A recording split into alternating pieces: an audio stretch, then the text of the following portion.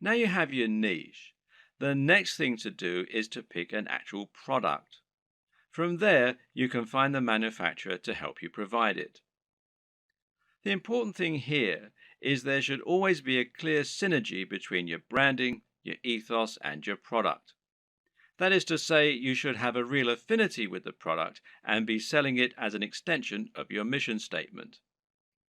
What you must not do is simply find the first product you can sell within your niche and then go out and try to sell it. An example might be to create a fitness website, build an audience, and then sell a really basic protein shake that is already well known.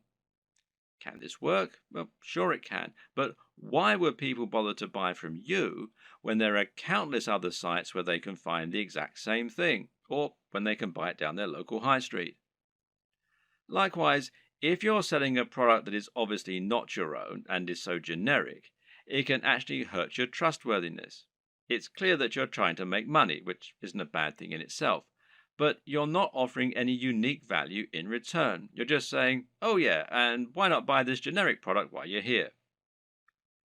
On the other hand, if you can find a product that is somewhat new, somewhat different, and that mirrors your personal approach to fitness, to business, or whatever your niche is, then you can sell something that you really believe in and can get excited about.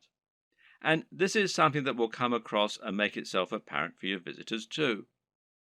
This is one reason why it can be so great to have a hand in helping design the product, as with a supplement, for example, where you get to choose the ingredients.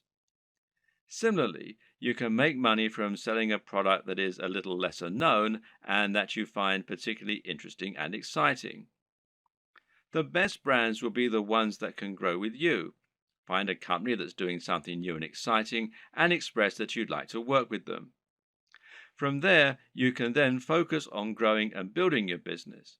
And this will help you to form a real relationship that's mutually beneficial and that your customers can appreciate too. Of course, there are many smaller considerations to keep in mind when selling your products. Should you sell a consumable or should you sell something that will last a long time? Should you sell a product that's very expensive or one that's very affordable? In the video on e-commerce and pricing, we'll discuss this in more detail, but suffice to say that it can make a lot of sense to sell multiple products in future, as that way you'll be able to benefit from multiple different types of business model and you'll be able to draw in a wider range of buyers. Having a range of prices means you can cater to people with all kinds of budgets and build some loyal customers who might increase their average spend with you over time. For example, a cheap consumable has the distinct advantage of being something that will keep your visitors coming back. If you sell a protein shake, for instance, then your buyers will probably want this about once every month.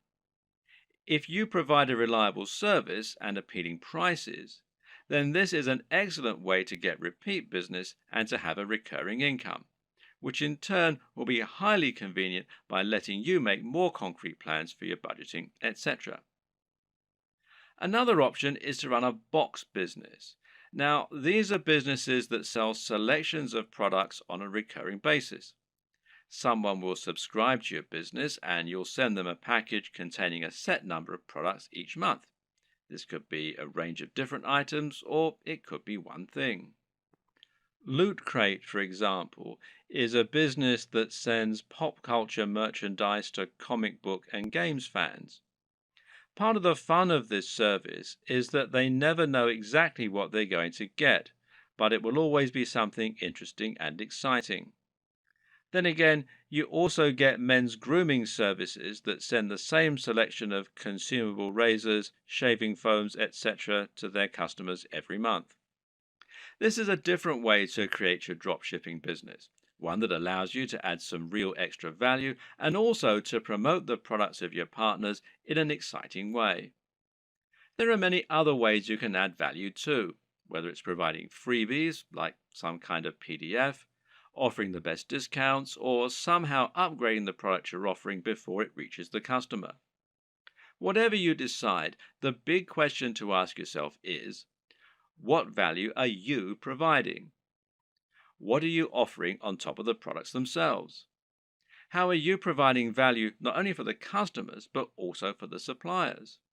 And what advantages do they get by coming to you instead of going to somewhere like Amazon?